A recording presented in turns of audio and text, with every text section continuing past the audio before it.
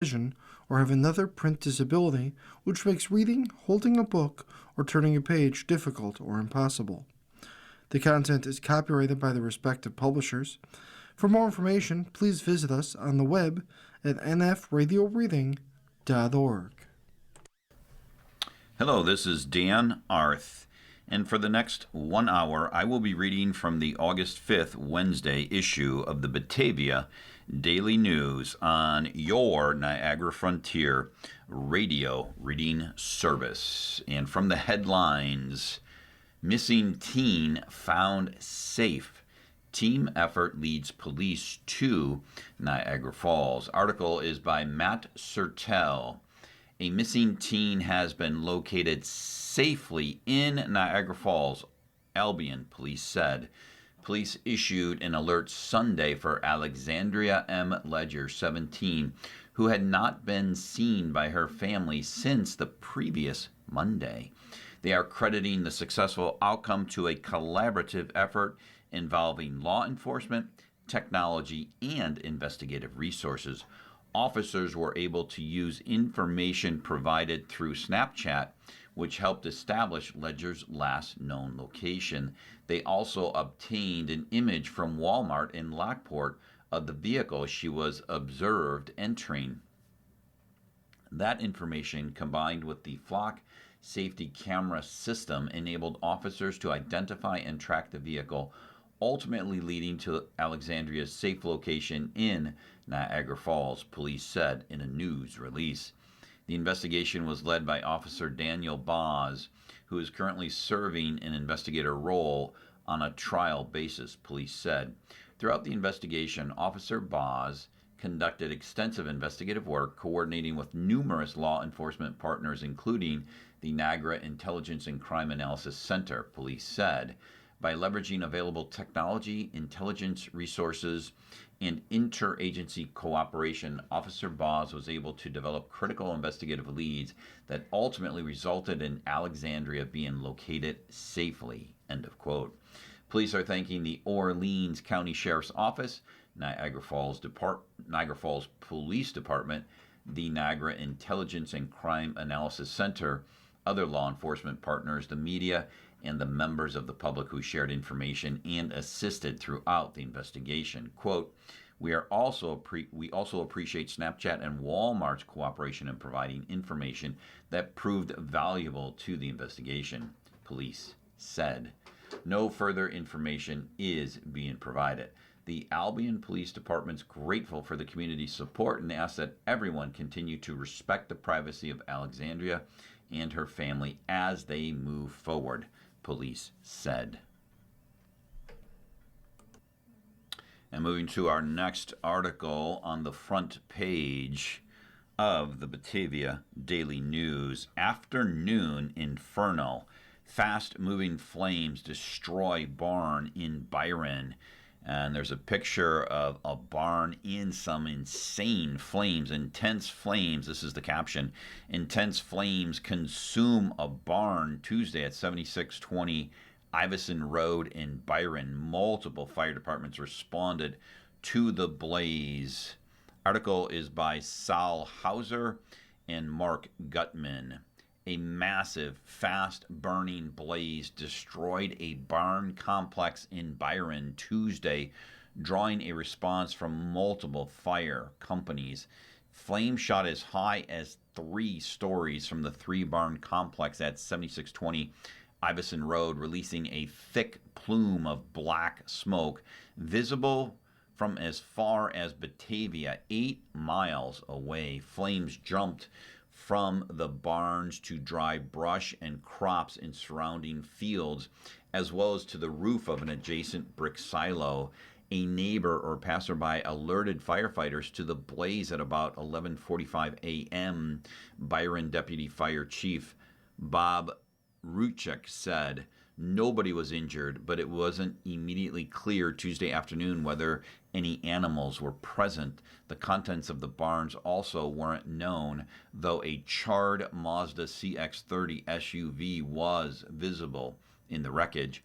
Multiple fire departments from across the area responded to the 3-alarm blaze. Heavy, roiling flames appearing to be almost boiling like water consumed the entire building, with black smoke churning upward as firefighters fought the blaze. Little remained before the barn ultimately collapsed. Further details about the amount of the loss and the size of the response were not immediately available as of press time Tuesday evening. An investigation is underway, Murchik said. The barns belonged to Joshua Kent. And we'll move over to sports. Full takeaways from Bill's first full practice in pads. Moore's monster performance, rookies sparking fights, highlight the day. Article is by Mike Rose. For the first time since Buffalo Bills training camp began, you could feel the energy at St. John Fisher University. The weather was perfect, the team was in pads for the entire practice, and it clearly translated to the most action-packed day so far. The highlight of the day came from the star of this year's camp, wide receiver DJ Moore. The play also featured a cameo from Josh Allen, who on the first play of 11-on-11 action dropped a pass into Moore's arms as he was surrounded by Christian Benford, Cole Bishop, and Maxwell Hairston in coverage. Moore secured the catch and emerged from a wrestling match with Hairston, going to the ground with the football for a 50-yard touchdown. Moore has made highlight plays routine so far through 5 days of camp. After posting the worst statistical season of his career a year ago and being traded to Buffalo this offseason, it is clear Moore is out to prove he has plenty of elite football still in front of him. His new running mate in the wide receiver room put it best after practice on Tuesday, quote, "Yeah, it's ridiculous. I think who's ever saying that should probably delete their social media." End of quote, Khalil Shakir said of anyone questioning if Moore still has it. I mean, the dude is unreal the way he practices. The dude that he is, the football player that he is, real football guy. Even just how long we've been up here, a week or whatever, some of the stuff I've seen him do and the way I've seen him talk about the game is unreal. Honestly, it's a blessing to be around him and to be able to pick his brain. Somebody who's been at the top of our position since he came into the league. Like, he's absolutely unreal, Shakir stated. Moore has made a strong early impression on the team, and it looks like Buffalo has found the number one receiver it has been looking for since trading away Stefon Diggs. Shakir said his energy is unreal. You're talking about an all-around guy who obviously is a stud at what he does, but also has the right attitude toward the game and toward what we do. It's a grind every single day, and you can get lazy and tired, and that's not in him. He's somebody who's going to show up and kind of set the standard, set the tone for us. And what it does for me is it's great to have a playmaker like that on the outside, and you can move him around as well. I think we got a lot of guys you can move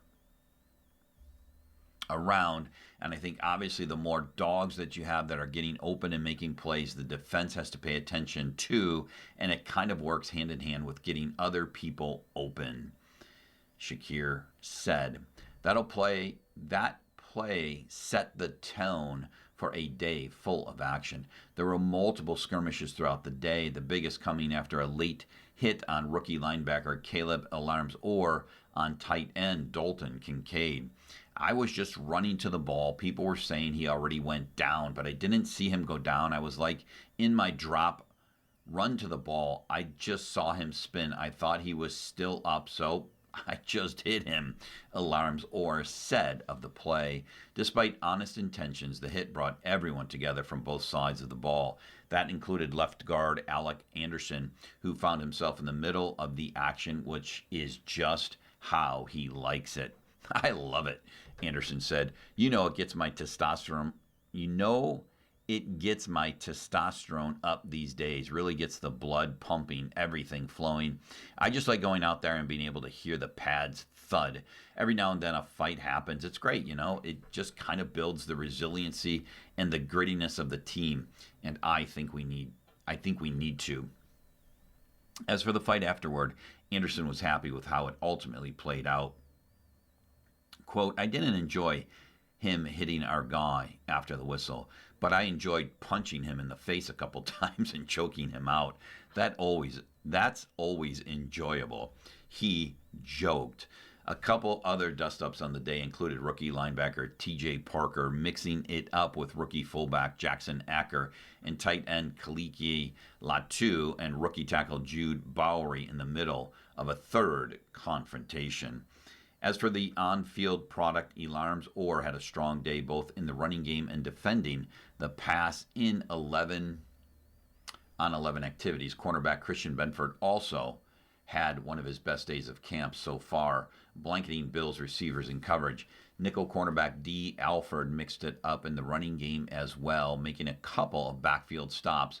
Linebacker Michael Hoyt was a full go from what could be seen working in reps in all drills throughout the day off the edge.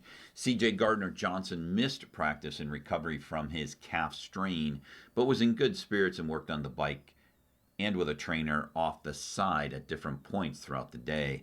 Deion Walker also did not participate in team or individual drills, and he said after practice he tweaked his left elbow. He was sporting a sleeve on that arm and said he would have a brace on it seemingly later in the day on Tuesday. He hopes to practice on Thursday. Offensively, Ray Davis and Ty Johnson both got shaken up at moments. Johnson slipped on the track after celebrating a run early in the day, but was able to pop back up and didn't miss any snaps. Davis was shaken up shortly thereafter and down for a while. He left with trainers before returning with tape on his right foot and finished the rest of practice. With guys who missed a lot of time last season, kicker Tyler Bass, who has yet to kick in open practice sessions, has been kicking according to special teams coach Jeff Rogers. The lack of in-practice reps has been by design. Yes to your question. Yes, he's kicked. It has been by design, not because it's like, don't let him kick just yet. There is a finite number of things that we can get done on the field, and whether you are doing it amongst your team or in joint practice, field goal protection is not going to be as combative in practice as it is in a game. You can get things like kickoff, you can get things like punt, those kinds of phases. So we've taken advantage of the walk-through time because of the tempo that it requires or doesn't require in getting in that team environment. But at some point, guys got to start working on that stuff.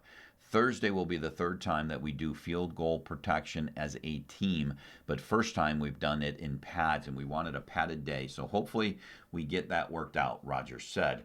Bass is expected to kick in Thursday's practice and in Saturday's return of the blue and red scrimmage at Highmark Stadium. And on to our next sports article from the Batavia Daily News. Muck Dogs receive 2026 PGCBL West Coaching Staff of the Year honors. Article by Samuel Zerillo.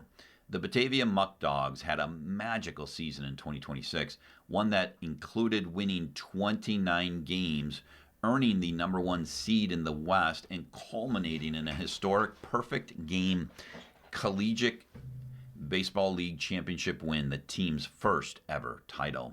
Now the team is honored once again for its efforts as the Batavia coaches were named the PGCBL Coaching Staff of the Year for the West Division. Head coach and manager Joey Martinez is a former co-winner of the PGCBL Coach of the Year award in 2023, and after leading the way for a Batavia title win in 2026, is now highlighted once again. Martinez was aided this season by a staff that included assistant general manager Alex Smith and assistant coaches Grant Bickham and Trent Wasserman, and all four share a piece of this latest award. Under the guidance of Martinez and his assistant coaches, the Muck Dogs won the West Division by 2.5 games, posting a .306 team batting average while racking up 9 home runs and 100 extra base hits along the way. As a group, Batavia scored 338 runs and notched a league-high 169 stolen bases on offense, while the team's pitchers collectively posted a league-high 4.57 ERA with 375 combined strikeouts across 333 innings. On the defensive side, the Muck Dogs had a .960 fielding percentage, which was good for third in the entire PGCBL. And you are listening to a reading of articles and features from the Batavia Daily News on the Niagara Frontier Radio Reading Service. And now back to the Muck Dogs. During the historic playoff run, the Muck Dogs team breezed through the competition, defeating Auburn 12-1 in its first matchup, claiming the West title after taking down Jamestown 6-4, then capping things off with a dominant 13-1 championship victory against Utica. After so much success this season, the team now adds one more accolade to what has already been a year the Batavia team won't soon forget. Out east in the PGCBL, the coaching staff from the Saugerties Stallions won the same award, led by 2025 Coach of the Year winner Colin Martin. The Stallions finished the regular season with a 25-11 record, earning them the number 2 seed in the East Division. The team particularly shined on defense, recording the fewest errors in the entire PGCBL and racking up a .965 field percentage. In the postseason, the team would be eliminated in the semis by eventual East Division champion Utica. All right, moving from the Muck Dogs to some local news. Passing the Peace Torch. Sri Chinmoy Run passes through Genesee County. Article by Saul Hauser. The 12 runners who passed the Peace Torch Tuesday came from Italy, Australia, from the UK, Croatia, from Bulgaria, Latvia, and beyond. But despite such different backgrounds, they all carried the same message: inner peace. The Sri Chinmoy Oneness Home Peace Run passed through Genesee County Tuesday on its way from Buffalo to Rochester, near the end of a 50-state route beginning and ending in New York City. With stops at schools and community centers throughout the country, the run focuses on sharing the message that global peace begins with the individual, participants said.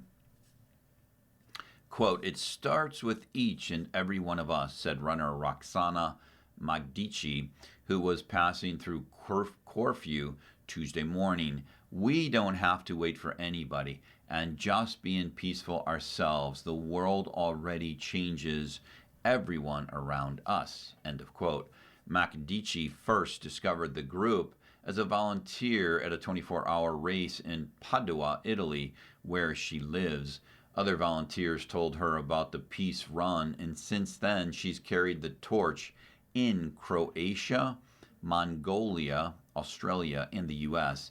In every nation, she said she's received a warm welcome. Quote, "It's just unbelievable how, with open arms, they receive us, and they're just happy to be of service, either handing us a bottle of water or a snack or hosting us for the night." She said, "We are a totally grassroots organization. We are not sponsored. It's just by the goodness of people we meet on the way and the volunteers who donate themselves." End of quote. The run, whose 4-month 50-state U.S. portion began and will end in New York City, is named for Sri Chinmoy, a spiritual leader who opened hundreds of meditation centers and wrote more than 120,000 poems and 20,000 songs. Born in India in 1931, Chinmoy moved in 1964 to New York City, where he led twice-weekly meditation sessions at the United Nations. Chinmoy died in 2007. In the years since his death, some ex-followers have accused him of running a highly controlling cult.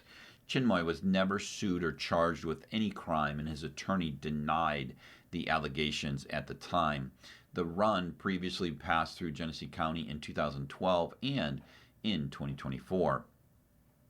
Organizers Salil Wilson joined the first peace run in 1987, and in 2005, Chinmoy asked him to organize the event.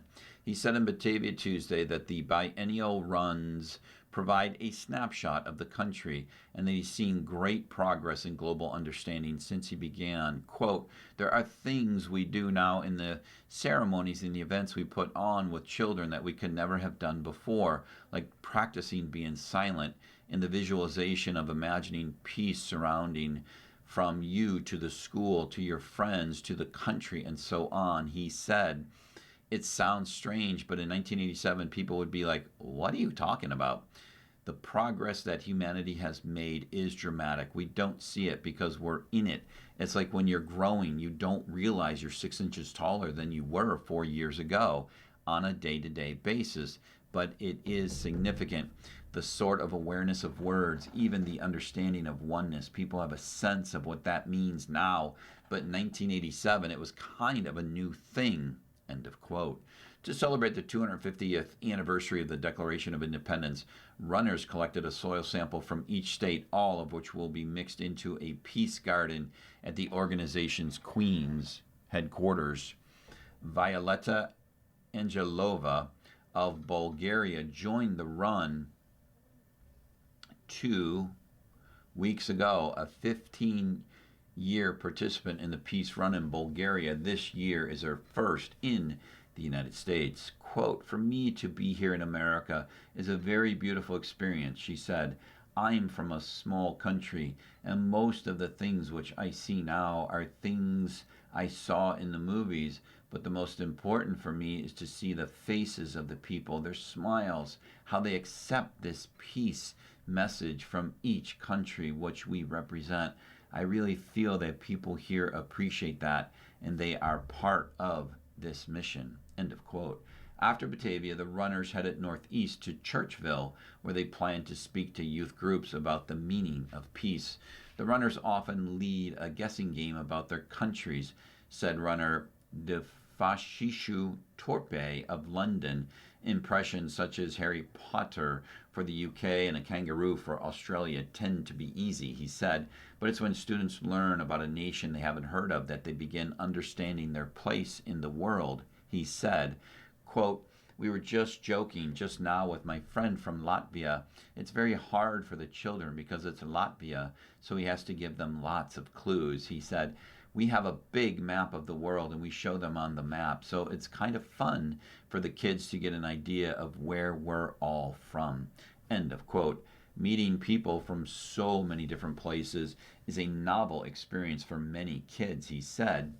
Quote, when I'm in England with my kids, it's good for the kids to know there are kids in China. There are kids in Russia. We do want peace. He said, it's not just this sort of generalization of politics and government, but there are people who really want peace. And we really underline the message that peace starts in the heart of each person. It's not something that's created by governments or outside. It's actually you, children, who will make this happen. If it happens, it is going to be because of you. End of quote and end of article.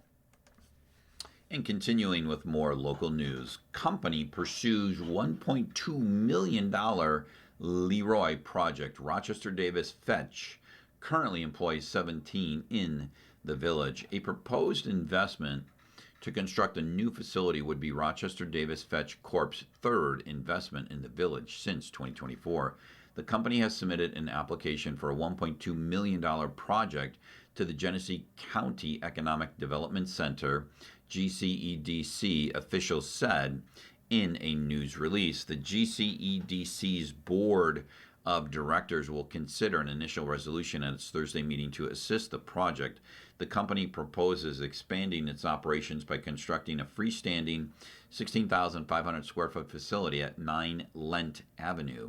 Rochester Davis Fetch Corp. previously renovated an existing facility at the site in 2024 and completed an expansion in 2025. The company currently employs 17 full-time equivalent positions, related to those projects exceeding original job pledges. The proposed project is estimated to produce $616,097 in future benefits to the local community, including construction wages and an increase in property tax revenue. The project is estimated to generate a $3 local benefit for every $1 of requested incentives. Rochester Davis Fetch Corp. Is requesting assistance from the GCEDC with an exemption from the 8% state and local sales taxes for construction and equipment estimated at $64,000, and a 10-year payment in lieu of taxes abating $198,634 of future property taxes generated by the new facility. If the project application is advanced, a public hearing on the proposed project agreements for Rochester Davis Fitch Corp. Will be scheduled in the village. The GCEDC board meeting will be at 3 p.m. Thursday at the MedTech Center's Innovation Zone, 99 MedTech Drive, Batavia. Meeting materials and links to a live stream on-demand recording of the meeting are available at www.gcedc.com. That's www.gcedc.com. All right, why don't we head back to the front page. Next article, Public's help sought in attempted robbery, Oakfield. Deputies are requesting the public's help as an investigation continues into an attempted robbery purse snatching which targeted a disabled person. The incident occurred early Sunday morning in the village, Genesee County Sheriff's deputies said. The victim was walking near 15 South Main Street when she was approached by an unknown white male believed to be in his early 20s. The suspect is described as about 6 foot tall, slender build, brown hair, wearing a brown hooded sweatshirt. The investigation remains active, deputies said. Anybody who witnessed suspicious activity in the area or who may have surveillance or doorbell camera footage from the early morning hours of Sunday is encouraged to contact the sheriff's office. Deputies are also reminding residents to stay vigilant and take safety precautions, including stay aware of your surroundings and avoid distractions such as looking at your phone while walking. Whenever possible, walk with another person, especially during late night or early morning hours. Travel in well-lit, populated areas and avoid isolated locations whenever possible. Keep purses, bags, and personal belongings secured and close to your body. If you observe suspicious behavior, trust your instincts, move to a safe location, and immediately contact law enforcement. If confronted by a suspect, your personal safety is the priority. Be the best witness you can by observing the suspect's appearance, direction of travel, and any vehicle involved. Report suspicious persons or activity promptly. Anybody with information regarding this incident is asked to contact the Genesee County Sheriff's Office at 585-343-5000. That's 585-343-5000, or call 911 if the information is time sensitive. And then our next front page story, Judge blocks New York law banning ICE agent masks. Article is by John Moss. A federal judge has blocked a New York State law banning federal immigration agents from wearing masks and requiring them to identify themselves. U.S. District Judge May D'Agostino wrote Monday that the state law regulating federal agents likely violates the Supremacy Clause of the U.S. Constitution. Quote, New York cannot impose its own uniform requirements on federal agents simply because it disagrees with how the federal government is exercising its authority. The judge wrote in a 51-page ruling, quote, the individual choices of some federal officers do not open the floodgates to direct state regulation of federal law enforcement operations and policy. D'Agostino issued an injunction blocking the mask and and identification requirements, but declined to stand in the way of a separate law barring police departments from signing agreements to help enforce federal immigration law. The Trump administration has won several court cases across the country challenging mask bans, including against the states of California, Virginia, and the city of Philadelphia. The mask ban and other regulations were included in this year's state budget. Governor Kathy Hochul pushed for the rules to try to curb what she described as, quote, flagrant abuses of power and, quote, overreach by agents with U.S. Immigration and Customs Enforcement. And you're listening to a reading of articles and features from the Batavia Daily News on your Niagara Frontier radio reading service. Back to our front page article. Public opinion has soured on the Trump administration's aggressive crackdown on immigrants. Several people have been shot dead by federal agents, sparking protests across the country. D'Agostino acknowledged in her ruling an unspecified list of, quote, recent troubling events which loom darkly over the public perception of the manner in which federal immigration law is enforced. Quote, however, the issue now before the court is about constitutionality, not transparency or preferable policy decisions, she wrote. All right, we'll jump back to some short local news stories. Damaged door leads to felony charge in Perry.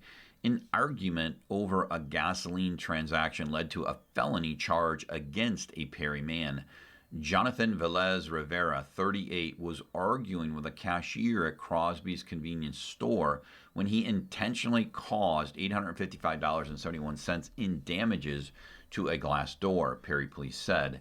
Velez Rivera was charged with third-degree criminal mischief. He is to appear August 11th in Village Court. Next article, story, public invited to Albion workshop. The public is invited to attend an upcoming comprehensive planning workshop, village officials said. The workshop will take place 6 to 7 p.m. August 19th in the Kirby Room at Hogue Library on 134 South Main Street. Representatives from the village will also be available 5 to 8 p.m. to answer questions. The workshop is an important opportunity for Albion's residents to share ideas, concerns, and priorities that will help shape the village's upcoming comprehensive plan, village officials said in a news release. The plan will serve as a long-term roadmap guiding decisions about economic development, infrastructure, land use, and community growth. And staying with local news, woman charged in Alabama crash. Child passenger was ejected from vehicle. Article by Scott Desmet.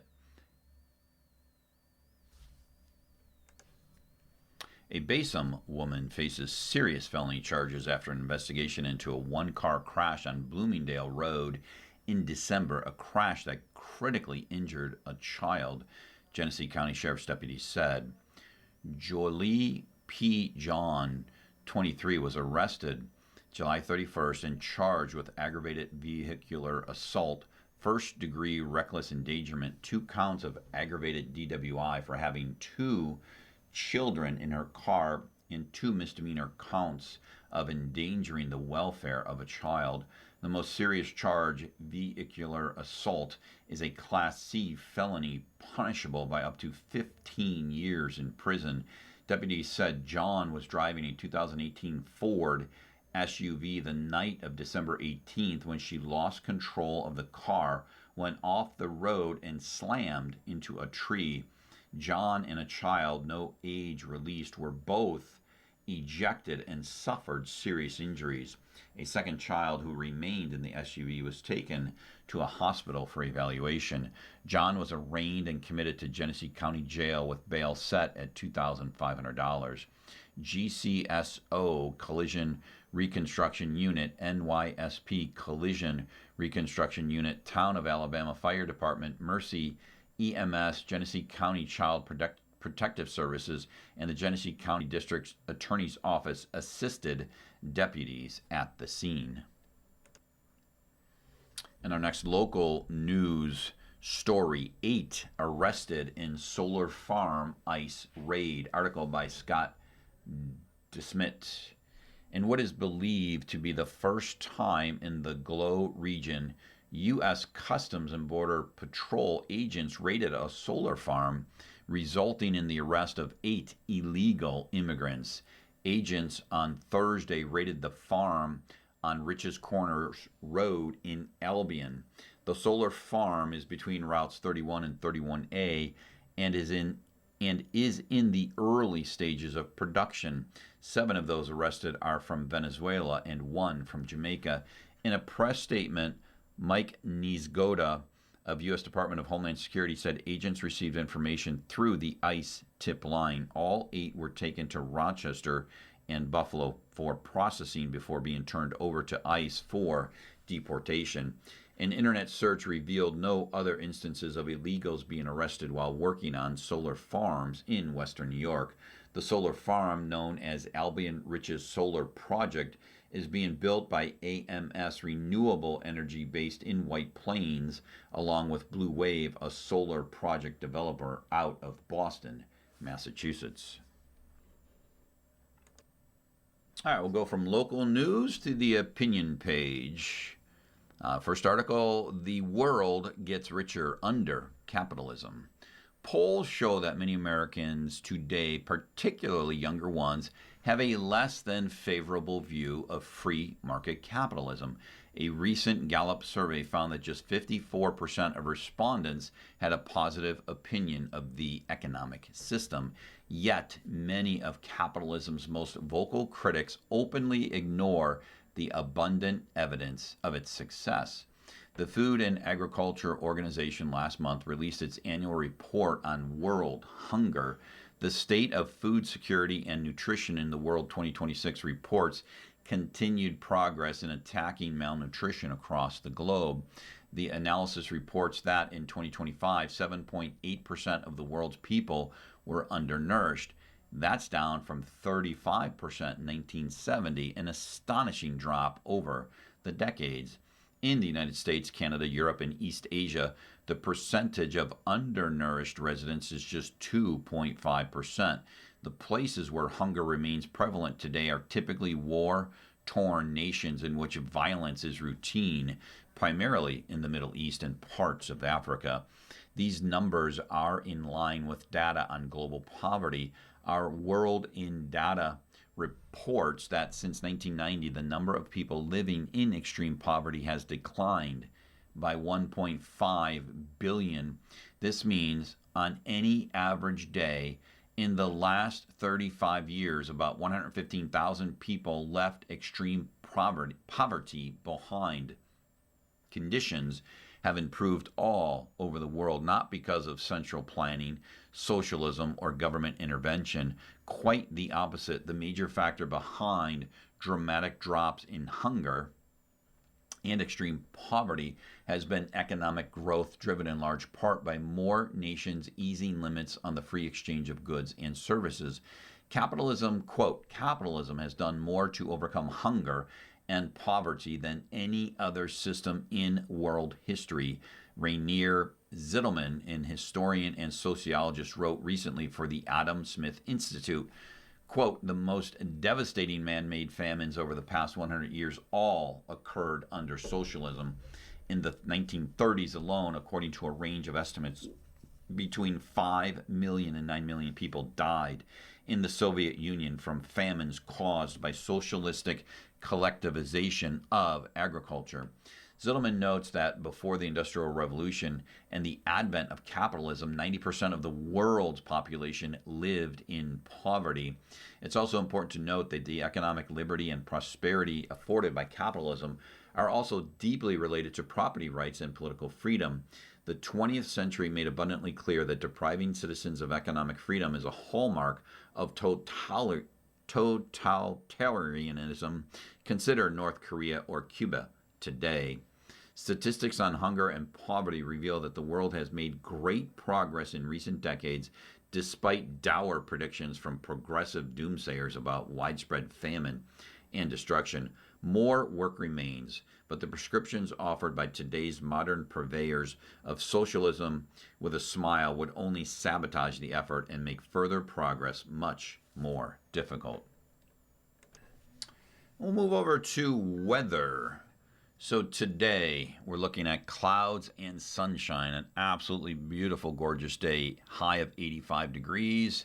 Tonight there might be a thunderstorm, low of about 71. And then tomorrow, Thursday, shower and thunderstorm, high of 84, low of 70. Friday, humid with a thunderstorm, high of 79, low of 68. Saturday, a shower and a thunderstorm, high of 82, low of 65. And then Sunday, sounds like the same.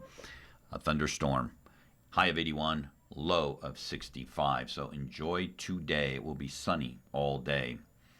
And weather-related article, Super El Nino may help quench wildfires.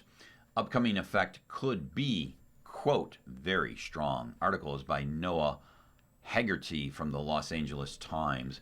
As wildfires rage across Canada and the American West, the announcement from federal forecasters that an El Nino warming is forming thousands of miles away in the tropical Pacific Ocean may offer some regions relief.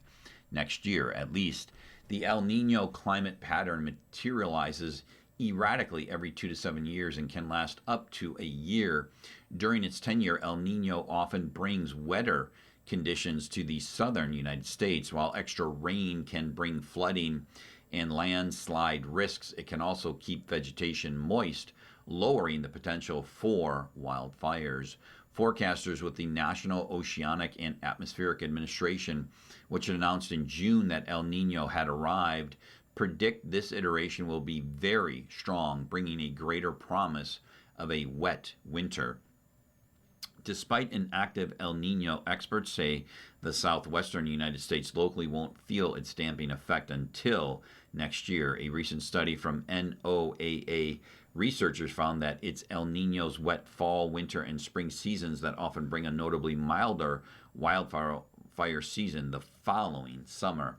Meanwhile, the western U.S. is still suffering the consequences of a hot winter and meager snowpack, in part thanks to El Nino's polar opposite sister La Nina, which brought cool ocean water to South America's Pacific coast and drier conditions to the southern U.S. through early 2026.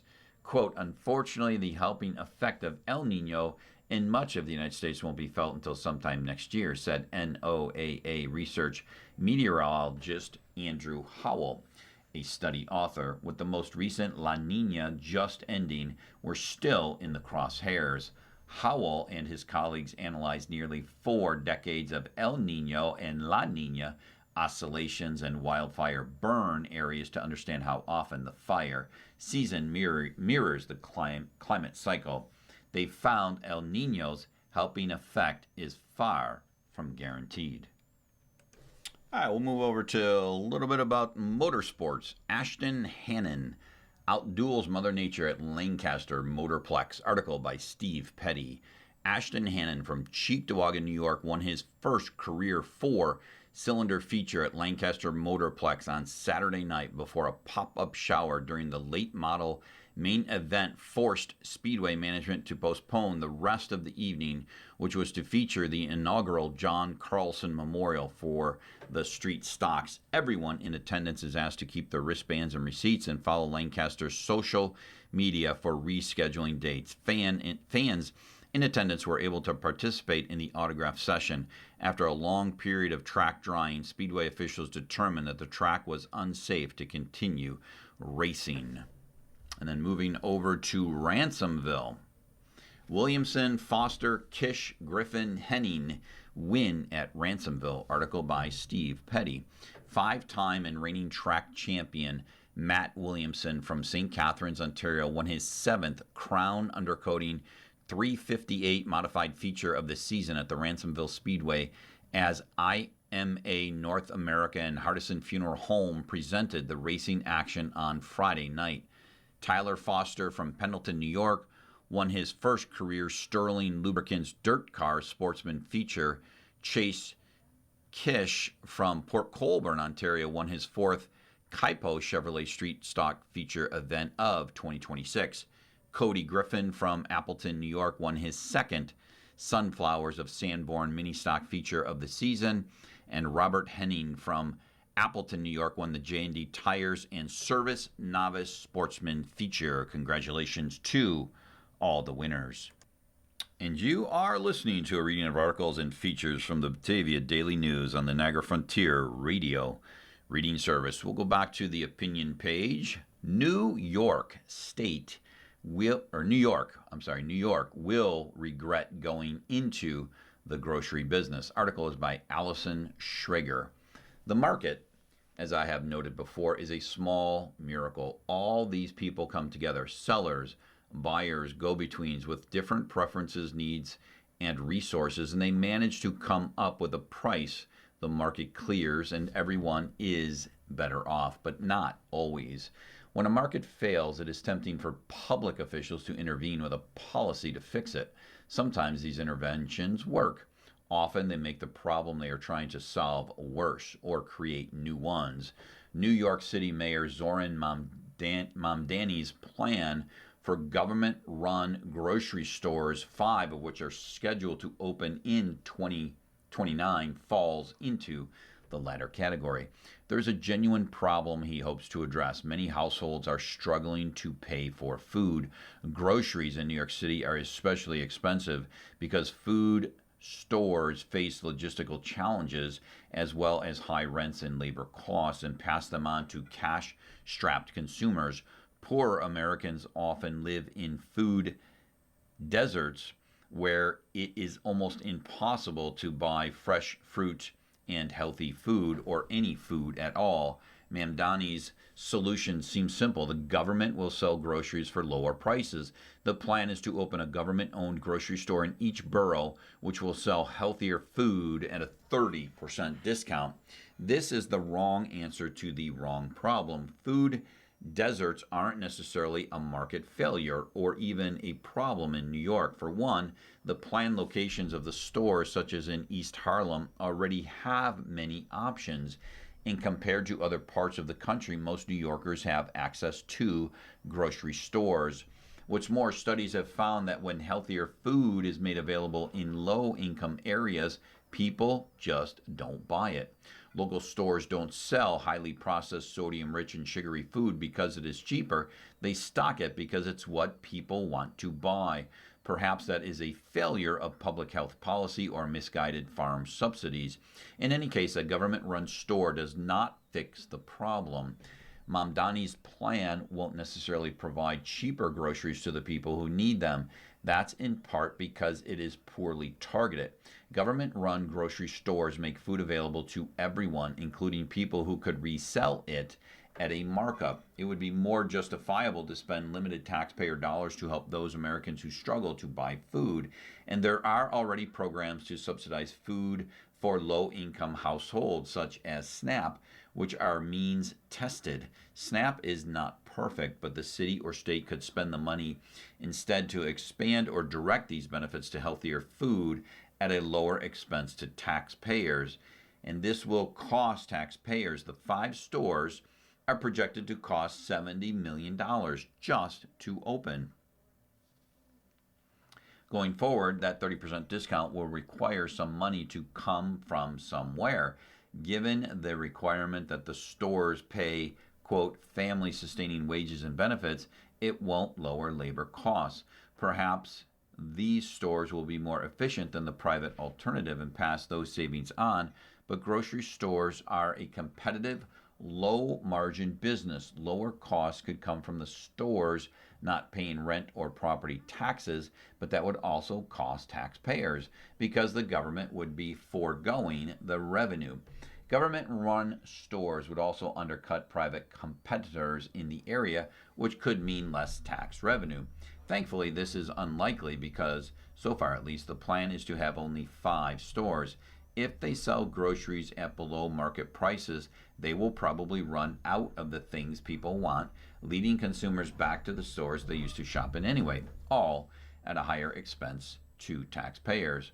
What might the city do if it really wanted to deliver lower food prices for everyone? Well, it could relax regulations that make it extremely difficult to open a large retail business and prevent big box retailers from entering the market.